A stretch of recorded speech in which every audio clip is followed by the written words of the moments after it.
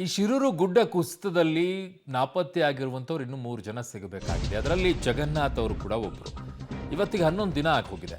ಆದರೆ ಅವರ ಬಗ್ಗೆ ಸುಳಿವೇ ಇಲ್ಲ. ಹೀಗಾಗಿ ತಮ್ಮ ತಂದೆಯ ಗುರುತಿನ ಏನಾದರೂ ಸಿಕ್ಕರೂ ಸಾಕು, ನಾವು ಮುಂದಿನ ಕಾರ್ಯವನ್ನು ಮಾಡ್ತೀವಿ. ಅರ್ಜುನ್ಗಾಗಿ ಮಾತ್ರ ಹುಡುಕಾಟ ನಡೀತಾ ಇದೆ, ನಮ್ಮ ತಂದೆಯ ಹುಡುಕಾಟ ಮಾಡ್ತಾ ಇಲ್ಲ ಅಂತ ಜಗನ್ನಾಥ ಪುತ್ರಿ ಪಲ್ಲವಿ ನೋವನ್ನು ತೋಡಿಕೊಂಡಿದ್ದು.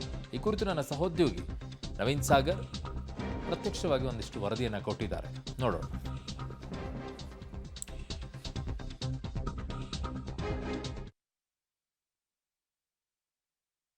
ಶಿರೂರು ಕುಸಿತದಿಂದ ಜಗನ್ನಾಥ್ ಅವರು ಕಾಣೆಯಾಗಿರುವಂಥದ್ದು. ಅವರ ಶೋಧ ಕಾರ್ಯ ನಡೀತಾ ಇದೆ.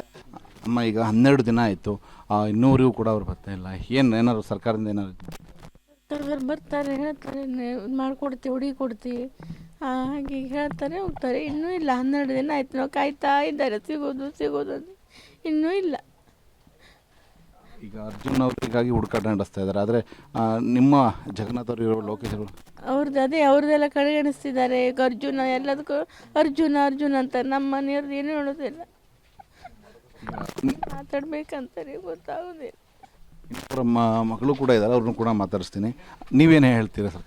ಸರ್, ಎಲ್ಲರೂ ಅರ್ಜುನ್ ಲಾರಿ. ನಮ್ಮ ತಂದೆಯವ್ರ ಬಗ್ಗೆ ಏನು ಹೇಳ್ತಾ ಇಲ್ಲ, ಕಡೆಗಣಿಸ್ತಾ ಇದ್ದಾರೆ. ನಮ್ಮ ತಂದೆ ಹೆಸರು ಎಲ್ಲೂ ಹೇಳ್ತಾನೂ ಇಲ್ಲ. ಅರ್ಜುನ್ ಲಾರಿ ಪತ್ತೆ ಆಯಿತು, ಅರ್ಜುನ್ದು ಅದು ಮೊಬೈಲ್ ಸಿಗ್ನಲ್ ಅದೇ ಹೇಳ್ತಾ ಇದ್ದಾರೆ ಬಿಟ್ಟು ನಮ್ಮ ತಂದೆಯವ್ರ ಬಗ್ಗೆ ಏನು ಹೇಳ್ತಾನೆ ಇಲ್ಲ ಸರ್. ಅವ್ರದ್ದು ಹುಡುಕ್ತಾ ಇದ್ದಾರೆ, ಏನಂತ ನಮ್ಗೆ ಗೊತ್ತಾಗ್ತಾ ಇಲ್ಲ, ಮಾಹಿತಿನೂ ಸಿಗ್ತಾ ಇಲ್ಲ ಸರ್.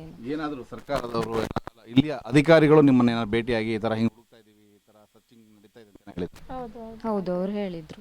ಯಾರು? ಅವರು AC ಅವರು ಬಂದಿದ್ರು, AC ಮೇಡಮ್ ಅವರು ಹೇಳಿದ್ರು, ಹುಡುಕ್ತಾ ಇದ್ದೇವೆ, ಕಾರ್ಯಾಚರಣೆ ಮಾಡ್ತಾ ಇದ್ದೇವೆ ಅಂತ ಹೇಳಿದ್ರು ಅಷ್ಟೇ.